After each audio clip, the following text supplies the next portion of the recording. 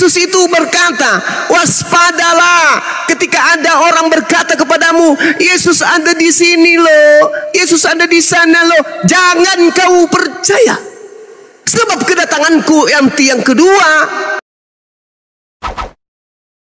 Salam satu Tuhan.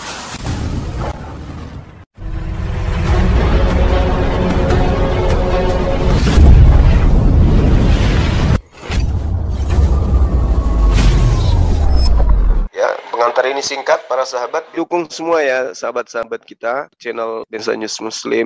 Di like, di subscribe, di share sebanyak mungkin untuk supaya mencegah sahabat-sahabat kita di luar sana tidak terpengaruh terhadap pemurtadan. Semoga Allah memberikan selalu sikap istiqamah. Salam satu Tuhan, Allahu Akbar. Ini yang perlu dipahami. Kalau kami umat Islam, no coalan, tidak ada permasalahan sedikit pun. Kedatangan Nabi Isa adalah bukti kemenangan umat Islam yang menandakan bahwa wa immin ahlal kitab illa la yu'minanna bihi qablal maut wa yaumal qiyamati yakunu alaihim syahida. Itu adalah kemenangan bagi umat Islam ketika mereka menuduh Nabi Isa alaihissalam itu dibunuh, tapi Allah mengatakan barrafa'ahullahu ilaihi wa kana Allahu azizan hakima. Allah menyelamatkan Nabi Isa dari pencobaan pembunuhan oleh orang-orang kafir. Kemudian Allah maha perkasa lagi maha bijaksana. Subhanallah. Dia datang kemudian yang kedua kalinya untuk menyatakan, yang kau bunuh itu bukan aku loh, yang kalian sembah itu bukan aku loh, enyahlah daripadaku, kalian semua adalah pembuat kejahatan. Sekira demikian. Tadi Bang Juma bilang Musa Samuel adalah Bu Darmi. Oh, oke, silakan. Ya Bu Darmi, sama Pak Mener, makasih banyak udah bisa layani dengan baik itu. Iya, baik. Saran lain kali nggak usah naiklah Bu, biarkan Pak Suma ini. Kenapa nggak dibiarkan curhat dulu? Ya, saya mau tanggapi dulu, brother. Nggak usah kayak gitu. Yang brother katakan itu ya tentang cahaya tadi. Ya, saya sudah jelaskan tadi pertama bahwa ya Yesus Kristus terang dunia. Ya, Yesus Kristus terang dunia. Yohanes 1 ayat 9, Yohanes 3 ayat 19, Yohanes 8 12, Yohanes 9 ayat 5, Yohanes 11 ayat 9, Yohanes 12 46. Ya, Kejadian 1 ayat 3, maka firman Allah, hendaklah ada terang, lalu terang pun jadilah. Ya, ini hari pertama, matahari belum ada ya. Maka di Matius 4 ayat 16 jelas, maka kaum yang diam di dalam gelap telah melihat terang menderang, dan bagi orang sekalian yang diam di tanah bayang-bayang maut terbitlah terang. Ya, Kisah 9 ayat 3 di mana Paulus bertobat ya, sedang ia berjalan dekat dengan Damsyik, tiba-tiba mempancarkan suatu cahaya dari langit sekeliling dia. Maka dia berkata, karena dia tahu cahaya ini bukan cahaya sembarangan. Ya, dia ahli Taurat. Paulus ini bukan orang biasa. Karena kita tahu Paulus ini dia ahli Taurat. Ya, dia tahu tentang sinar itu. Maka dia berkata, siapakah engkau Tuhan? Karena dia tahu cahaya itu dari Tuhan. Bukan seperti Anda katakan tadi cuma berkedap-kedip rupa kilat. Bukan itu ya brother.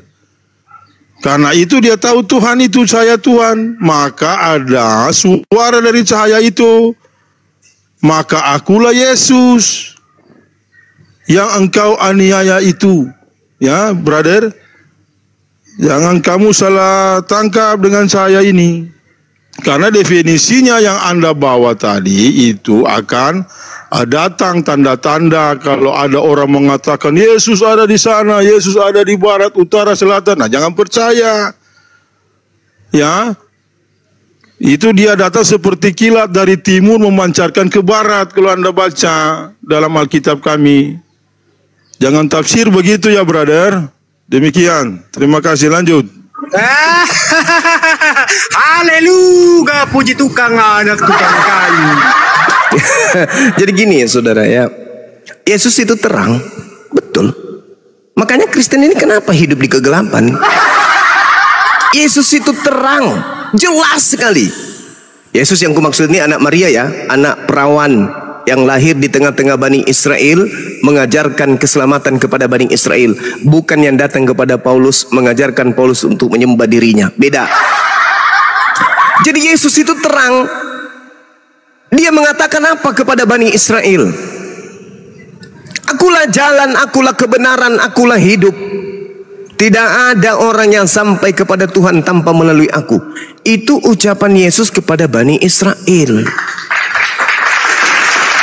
Melalui aku berarti harus menjadikan Yesus itu sebagai Tuhan atau sebagai utusan Tuhan? Sebagai utusan Tuhan. Yohanes 17 nomor 3. Hidup kekal itu adalah mereka mengenal Yesus Kristus sebagai apa, saudara Mener? Hidup kekal kita peroleh ketika kita mengenal Yesus sebagai apa? Utusan, itu utusan. Tapi itu utusan. Ada itu tapinya. Allah datang sendiri melalui Yesus. Ada tapinya. Utusan diri Bapa itu Bang Jomai. Oh salah. Coba di bumi. Wujud Allah di bumi. Ibrani 1 ayat 3. Oke, diam dulu ya, Ibu ya. Dengarkan dalilnya. Yohanes 8:42. Aku datang menjadi manusia bukan atas kehendakku sendiri. Itu dulu. Aku datang menjadi manusia bukan atas kehendakku sendiri. Itu dulu. Kata anak Maria, dia datang menjadi bayi itu bukan atas keinginannya sendiri. Bandingkan dengan Yesus yang datang kepada Paulus. Bandingkan ya. Kolose 2 nomor 6 nomor 7. Dewa Theos mengosongkan dirinya, lalu tidak mempertahankan kemudian keteosannya, akan tetapi mengambil rupa manusia. Siapa yang mengambil rupa? Theos itu sendiri. Berbeda dengan pengakuan Yesus, ia mengambil rupa menjadi manusia, bukanlah Bapa, tetapi yang menjadi rupa manusia adalah Yesus yang tidak bisa berkehendak apapun. Ingat Yohanes 8 nomor 42, aku menjadi manusia bukan atas kehendakku sendiri. Kolose 2 nomor 6, aku menjadi manusia atas kehendakku sendiri. Berbeda kelas. Jelas di sini? Jelas di sini? Mulut Yesus yang mengatakan itu. Baik, bukan Bang ya. Sabar. Anda baca itu ya Kang. Yohanes 8 nomor 42, aku menjadi manusia bukan atas kehendakku sendiri. Kolose 2 nomor 6 nomor 7 nomor 8, aku menjadi manusia atas kehendakku sendiri. Beda. Dua Yesus yang berbeda. Yesus yang menjadi manusia itu adalah Yesus yang mengaku bahwa dia sendiri yang menjadi manusia itu adalah Satan. Sedangkan Yesus yang mengaku aku menjadi makhluk ciptaan bukan atas keinginanku sendiri, tapi atas keinginan Tuhanku yang telah mengutus aku. Itu adalah Nabiullah Rasulullah, yang mana umat Islam harus mensucikan dia dan membersihkan dirinya dari orang-orang Kristen. Silakan Anda sembah yang datang kepada Paulus yang menjadi manusia, jangan kau sembah Nabi kami yang datang kepada Bani Israel. Silakan.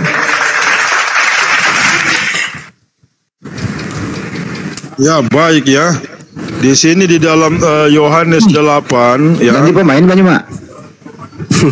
biar menumpuk. Oh ya. Darius. Ya Paman. Putar kecapi. Wahai anak-anak pemakan dedak, naiklah kalian, bawalah otak yang cerdas. Kau Kristen Darius, yang gitulah. Lama-lama mualaf benar Darius ini. lanjut. Si Darius ini Islam atau Kristen? Ya baik, saya baca ya. Dia Kristen. Yohanes 8 ayat 42 ya. Botol dia itu berarti botol dia. Oh yang bodoh Yang Anda bawa narasi orang kau tentang Yesus Kristus ya. Silakan.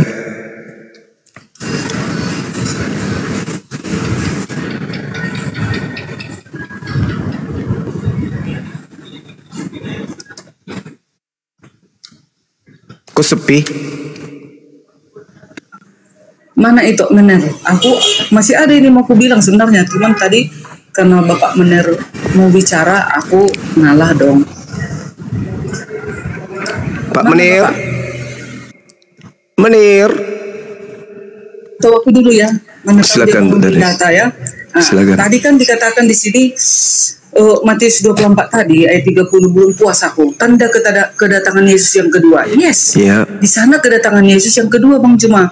Kalau Paulus sewaktu melihat cahaya Yesus itu belum hari kiamat, Bang Juma. Itu masih Yesus yang memilih Paulus agar Paulus itu untuk menyampaikan penginjilannya pada saat itu, begitu ya. Dia memilih.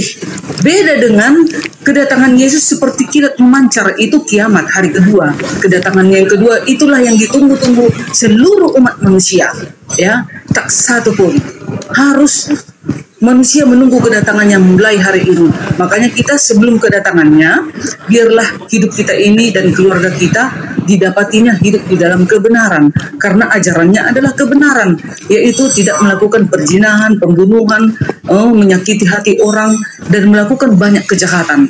Itulah yang tidak dikehendaki Bapa. Jadi kedatangannya nanti yang hari kedua di dalam Matius 24 ayat 30 itu nanti kedatangannya seperti kilat memancar dari timur ke barat. Beda dengan Paulus.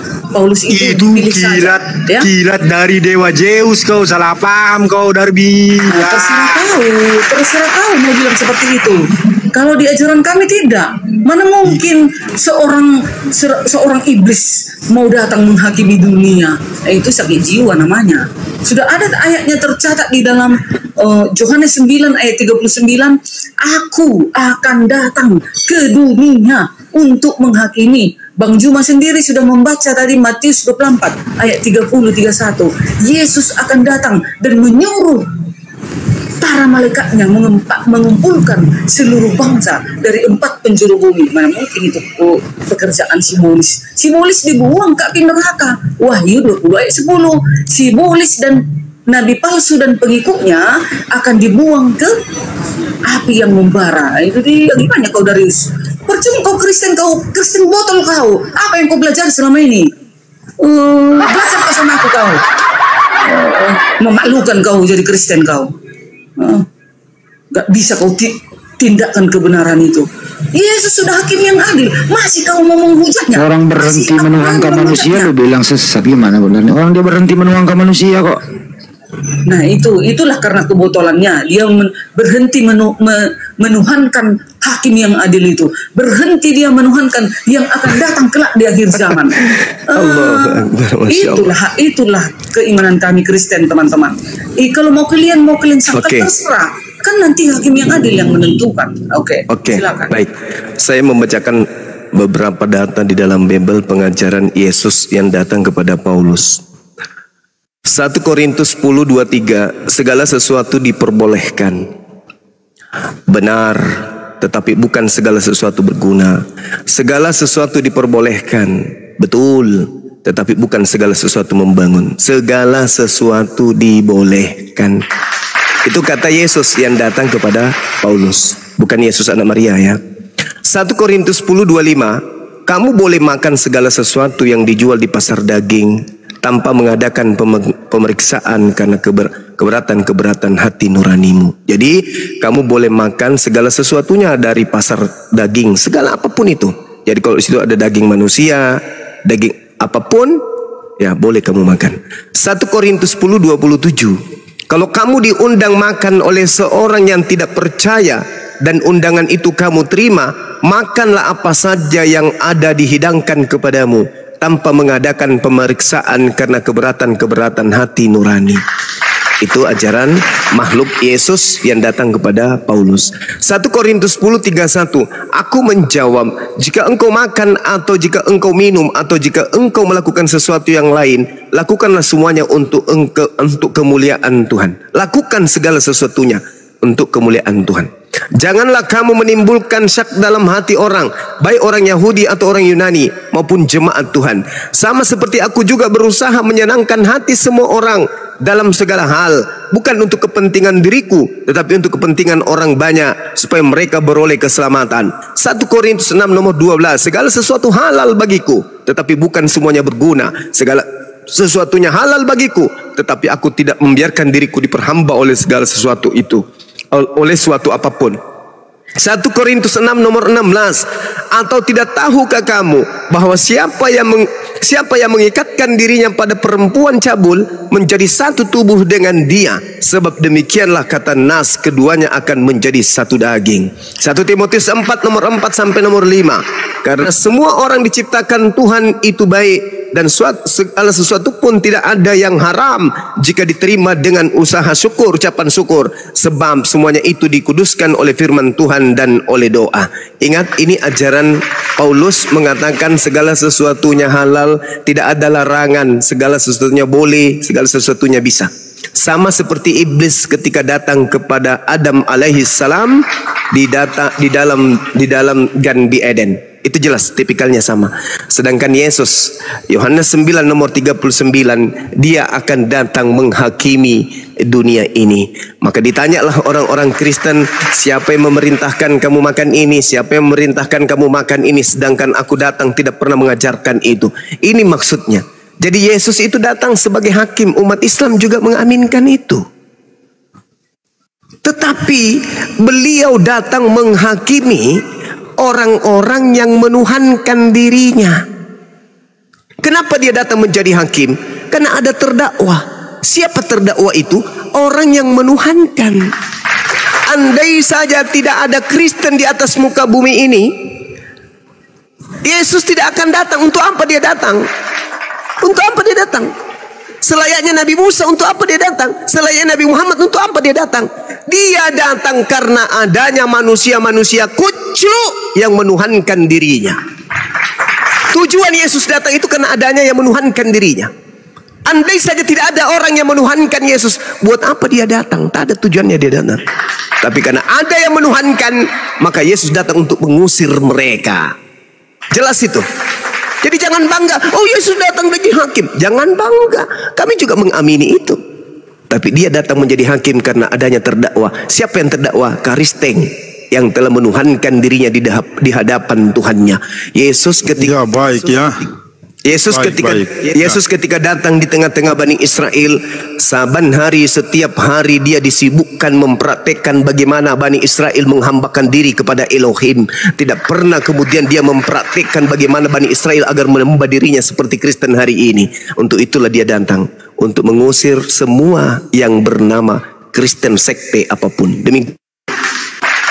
Baik, saya tanggapi ya dengan naluri kamu itu ya. Kami orang Kristen ya, kami imani Yesus Kristus ya, Allah Tuhan. Ya. Nah, itu dia. Itu di jelas dalam itu. Matius 1 ayat 21 ya. Dengar dulu. Yang kamu maksud itu bukan anak Maka Maria. ia akan beranak seorang anak laki-laki. Dan hendaklah engkau menamakan dia Yesus. Ayat 22 ya. Maka sekaliannya itu berlaku supaya sampai Bocor halus. Saudara, nggak usah kau baca dalil-dalil itu. Intinya Kristen itu adalah penyembah Yesus. Yesus Kristus adalah Tuhanmu. Intinya itu. Yang jadi masalah sekarang itu adalah Allah Tuhan kita ya. Allahu Akbar. Itulah tujuannya Yesus datang. Karena Anda menyembah sosok yang namanya juga Yesus. Kan sebelum dia terangkat, Yesus berkata, waspadalah kepada Yesus palsu.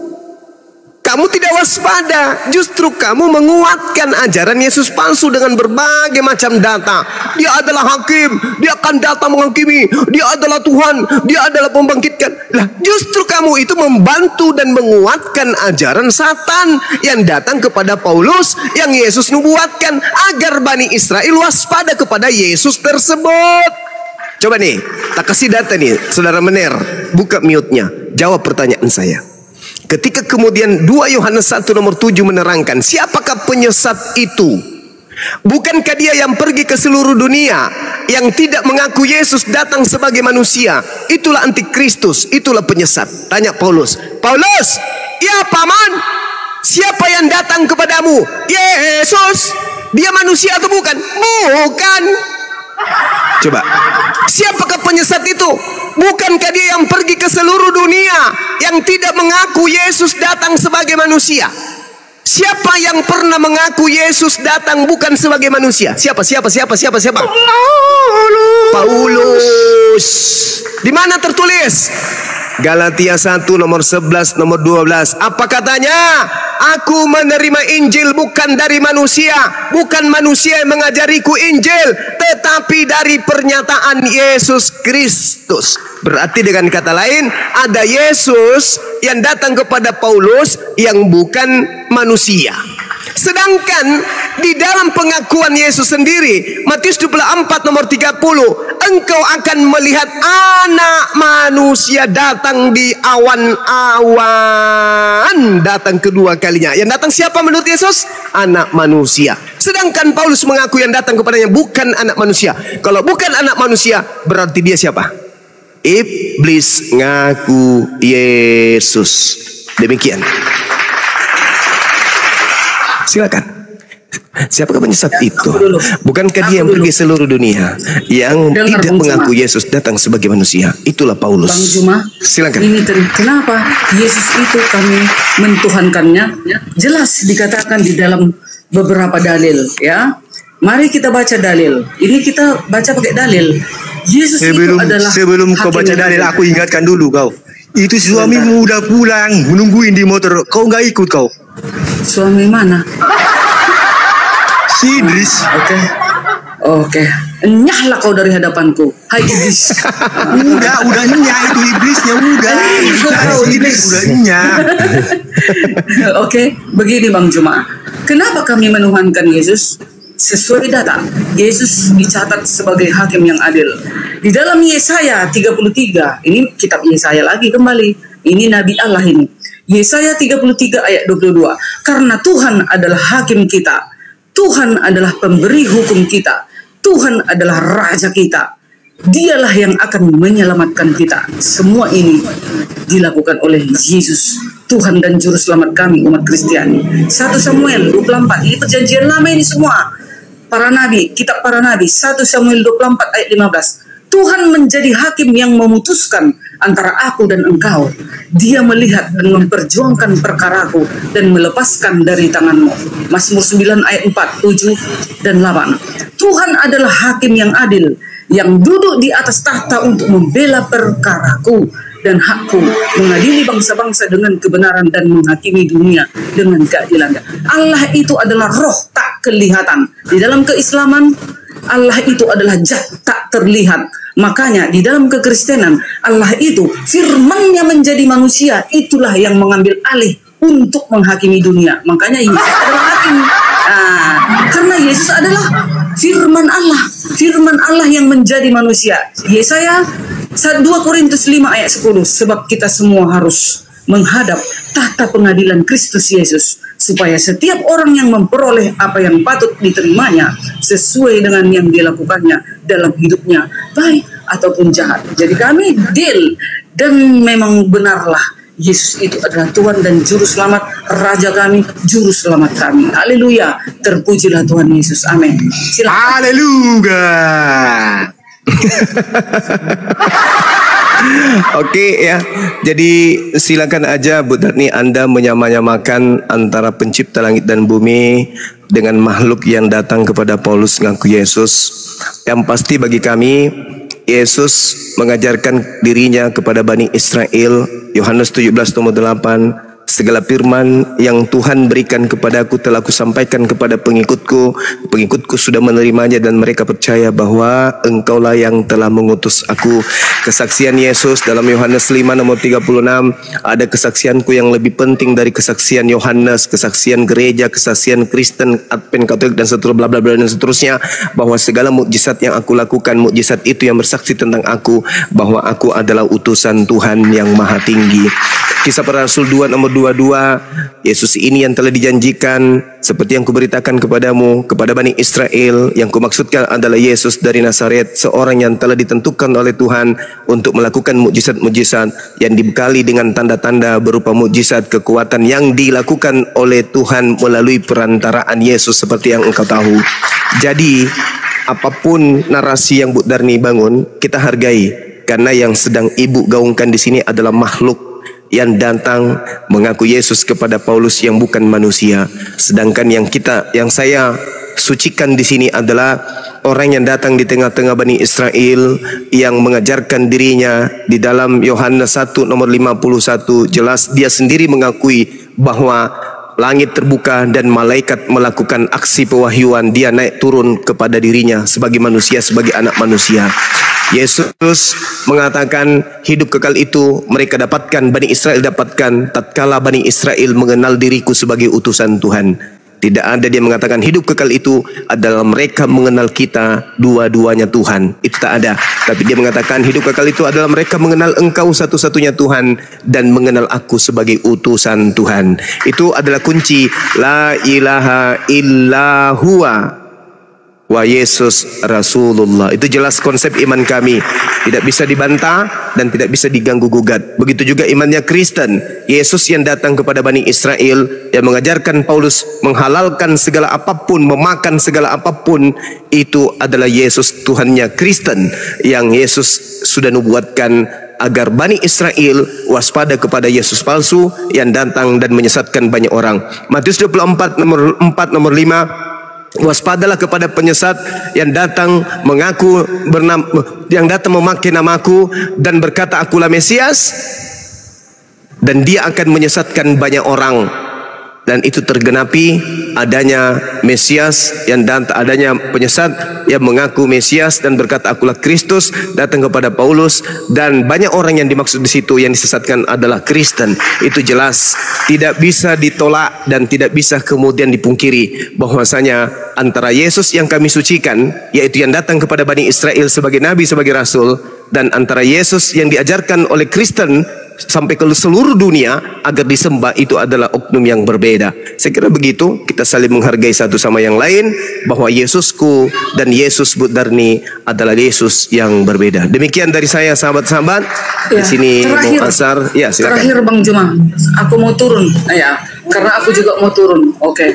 Terima kasih lah ya untuk kita semua. Jadi kami pun begitu, umat Kristen. Sekarang kami tim yang adil itu. Assalamualaikum warahmatullahi wabarakatuh. Di Yesaya 33 tadi ayat 22. Ini siapa Rian? Ada yang mau mualaf katanya Rian? Siapa? Silakan. Ya, aku mau turun aku guys. Ya, sebentar udah. Kita gitu Bang. Ya Bang. Ya, katanya ada yang mau mualaf, silakan. Sampaikan.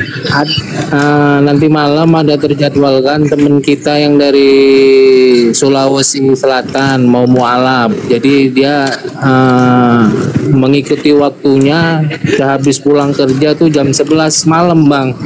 Dia minta tolong petunjuknya gitu. Hubungi HP saya aja Pak Rian. Silakan Bang Andi. Hubungi HP saya aja, nanti saya jadwalkan. Enggak, iya maksudnya minta teman-teman kita, gurunda-gurunda kita gitu, ada yang mau mualaf nanti malam gitu, jadi dia minta support gitu. Iya, kita ikut waktunya Bang Handi. Kita ngomongin di belakang layar. Bang Handi yang atur Bang. Ini siapa yang kita hubungi? Maaf, siapa yang saya hubungi dulu? Bang Handi kah? Iya, Bang Handi. Betul. Iya, siap gurunda. Saya ketik nomor HP ku dulu ya, tunggu ya. Catat nomornya ya di bawah itu. Enggak, melalui ini aja, melalui DM aja. Supaya nanti ada noten di bawah nih. Nggak apa-apa Bang, biar konten juga dapat nomornya juga nggak masalah. Aku nggak pernah DM Bang. Itu ada nomor HP, tinggal di screenshot, selesai kan? Ya udah lanjut. Di mana Bang Andi? Tadi udah ada saya catat itu Bang. Aku DM Bang Andi ya. Bang Andi nggak pernah buka DM, Bang Rian. Oh jadi ke kemana Bang? Itu yang Bang di bawah Bang. Di bawah Bang. Ya. Itu di bawah banyak yang share, silakan di screenshot. Ya, di screenshot Bang, yang di bawah itu Bang. Plat D nih, plat D. Itu 800 terakhir itu. 800 Bang. Ya. Budarni tambah kejang-kejang ini. Jangan sama-sama dong. 08 itu kan 13 beli es balok Budarmi, beli es balok satu kontainer mendinginkan. Itu pilihan untuk kita loh, pilihan masing-masing itu. Itu orang waras, namanya waras. Izin turun semuanya ya. Izin turun. Bu Darni. Ya udah, kalau abang udah catat nomornya, ya silakan hubungi saya kita. Yang 800 ya? Ya kita jadwalkan belakang layar. Apalagi dari Sulawesi Selatan. Insya Allah. Iya. Api selesai. Ada Bang Juma juga nanti. Itu ya. Di belakang layar. Dari Sulawesi Selatan. Oke, izin turun dah semua. Assalamualaikum warahmatullahi wabarakatuh. Waalaikumsalam warahmatullahi wabarakatuh. Lanjut. Aku terakhir ya biar turun. Sesuai dengan dalil Yesaya 33 ayat 22, Tuhan adalah hakim, Tuhan adalah raja, Tuhan adalah juru selamat. Itu adalah Yesus. Dan ada dalilnya, Yesus akan datang untuk menghakimi dunia dan semua manusia akan dihadapkan ke tahta pengadilan Yesus. 1 Korintus 5 ayat 10. Dan semua manusia akan dikumpulkan dari segala bangsa, dari 4 penjuru bumi, dihadapkan kepada siapa? Kepada Yesus. Jadi kami udah benar nih. Jadi tinggal nunggu kedatangannya. Jadi kalau teman-teman nggak mau nunggu kedatangan Yesus, mau menghakimi, menentukan, ya silahkan saja. Cuman janganlah menghujat-hujat ya. Aku kadang kalau udah ada yang mengganggu, ada yang memancing gitu, memang aku juga kadang berdosa. Betul. Tapi seperti ini bagus. Ini dia baru penginjilan murni ya, nggak ada penghujatan. Itu dipilih oleh manusia masing-masing. Mau pilih Bang Juma, mau pilih ajaran Bu Darni atau Bang Juma, kembali kepada kita masing-masing. Oke guys. Bu Darni sendiri pilih Bang Zuma nggak? Pilih Darius aja dah. Pilih Darius aja. Lah. Aku pilih ajaran Yesus. Ajaran Yesus. Darius minta dipilih juga dia. Kalau itu enyahlah kau iblis. Itu udah 2 kali naik, 2 kali nyah. Kalau izin dulu dong. Sebelum Bu Darni turun, saya simpulkan ya. Saya simpulkan perdebatan tadi. Pertama, bedakan antara Injil dan Biblos. Injil itu hanya adanya di Al-Quran. Jadi Injil itu tidak ada di Bible. Kitabnya Bu Darni itu namanya Biblos, bahasa Yunani. Injil bahasa Arab, hanya ada di Al-Quran. Jadi kalau Anda mengatakan Injil itu mimpi di siang bolong. Tapi semoga Anda Injil beneran yang ada di Al-Quran, Anda dapat hidayah. Yang kedua, yang Anda idolakan itu menjadi hakim dalam angan-angan dan cita-cita, itu bukan Yesua Al-Masih atau Nabi Isa alaihissalam, tapi itu penggantinya Nabi Isa yang disalib. Ya, aduh, ada taruh.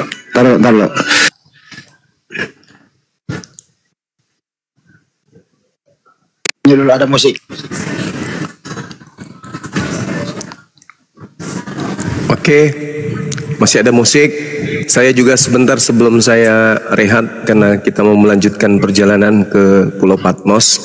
Jadi gini Bu Darni, ketika Bu Darni membawa Yesaya 22 atau Yesaya 43, di situ adalah Tuhan sebagai hakim, Dia adalah juru selamat.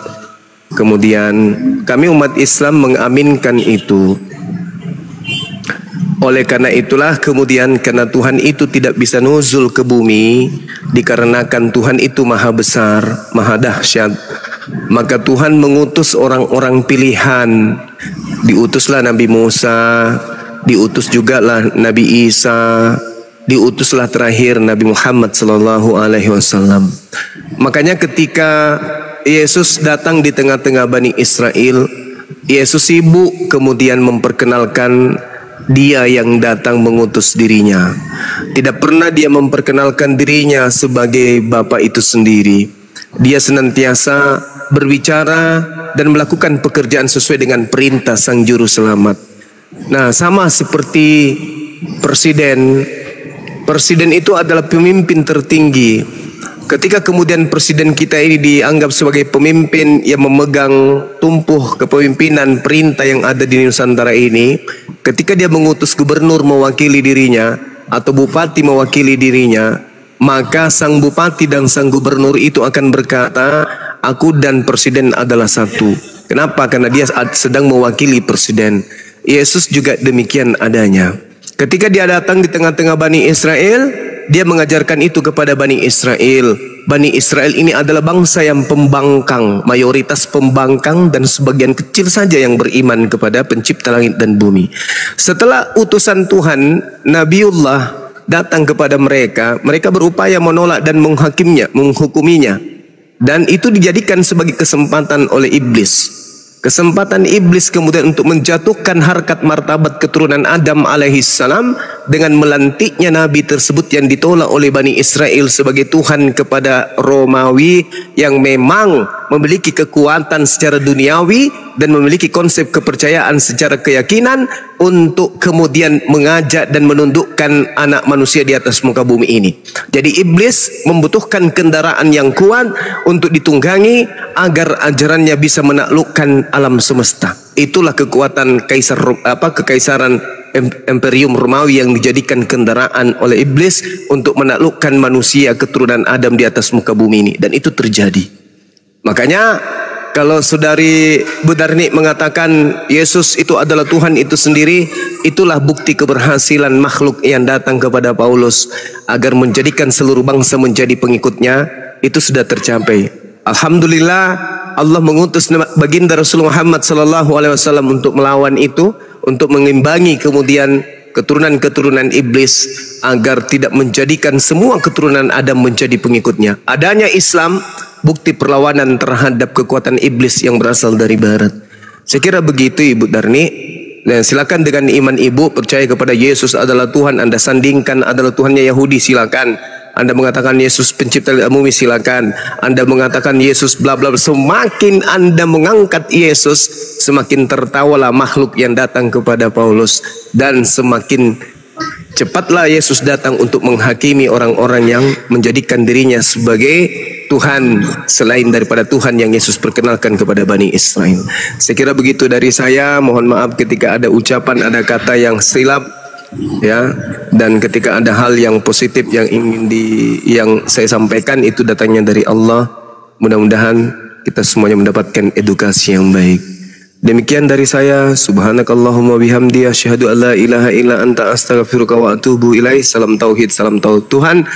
Jayalah Islamku, jayalah Indonesia kita. Assalamualaikum warahmatullahi wabarakatuh.